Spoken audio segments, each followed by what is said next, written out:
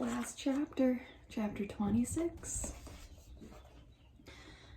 Outside, the rain had stopped and the clouds had gone away, and the sky was so clear it seemed like I could see every star that was ever made. I walked all the way to the back of Gloria Dump's yard.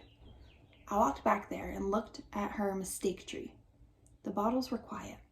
There wasn't a breeze, so they were just hanging there. I looked at the tree, and then I looked up at the sky. "Mama," I said, just like she was standing right beside me, "I know 10 things about you. That's not enough. That's not near enough. But Daddy's going to tell me more. I know he will, now that he knows you're not coming back. He misses you, and I miss you, but my heart doesn't feel empty anymore. It's full all the way up.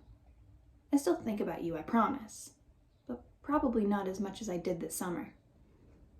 That's what I said that night underneath Gloria Dump's mystique tree.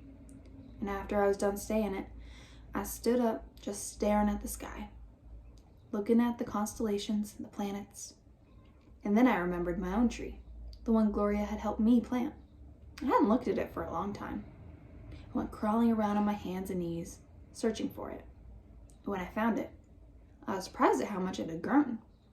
It was still small. It still looked more like a plant than a tree, but the leaves and the branches felt real strong. And they felt good and they felt right. And I was down there on my knees when I heard a voice say, "Are you praying?" I looked up. It was Dunlap. "No," I said. "I'm not praying, I'm thinking." He crossed his arms and looked down at me. "What about?" he said. "All kinds of different things," I said. "I'm sorry that I called you and Stevie bald-headed babies." "That's all right," he said. "Gloria told me to come out here and get you." "I told you she wasn't a witch." "I know it," he said. "I knew it all along. I was just teasing you." "Oh," I said. I looked at him close. It was hard to see him good in the dark yard. "Ain't you ever going to stand up?" he asked. "Yeah," I said. And then he surprised me. He did something I never in a million years thought a Dewberry boy would do. He held out his hand to help me up. And I took it. I let him pull me to my feet. "I'll race you back to the house," Dunlap said, and he started to run. "Okay," I shouted, "but I'm warning you, I'm fast." We ran, and I beat him. I touched the corner of Gloria Dump's house right before he did. "You shouldn't be running around in the dark," said Amanda. She was standing on the porch, looking at us. "You could trip over something."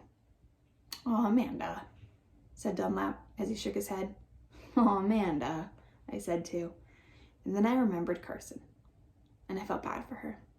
I went up on the porch and took hold of her hand and said, "Come on," I said. "Let's go inside." "India Opal," Dad said when me and Amanda and Dunlap walked in. "Are you here to sing some songs with us?" "Yes, sir," he said. "Only I don't know many songs." "We'll teach you," he said. He smiled at me real big. It was a good thing to see. "That's right," said Gloria Dump. "We will." Sweetie Pie was still, well, no, she had moved. She was now sitting on her lap, but her eyes were closed. "Care for a litmus lozenge?" Miss Franny asked, passing me the bowl. "Thank you," I told her. I took a litmus lozenge and unwrapped it and put it in my mouth. "Do you want a pickle?" Otis asked, holding up his big jar of pickles. "No, thank you," I said. "Not right now." Winn-Dixie came out from underneath Gloria. He sat down next to me and leaned into me the same way I was leaning into my daddy, the same way that Sweetie Pie Thomas was now leaning onto Gloria. And Amanda stood right there beside me, and when I looked over her, she didn't look pinch-faced at all. Dunlap cracked his knuckles and said, "Well, are we going to sing or what?" "Yeah," Stevie echoed. "Are we going to sing or what?" "Let's sing," said Sweetie Pie, opening her eyes, sitting up straight. "Let's sing for the dog."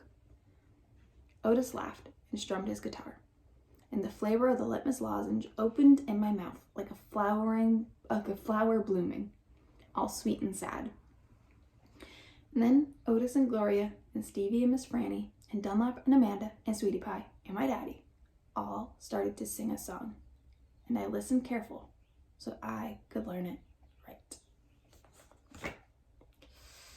we're done. We finished it. Well, hopefully you have access to the movie, because you can watch that this weekend before we start our new book on Monday. So tune back in for a new book.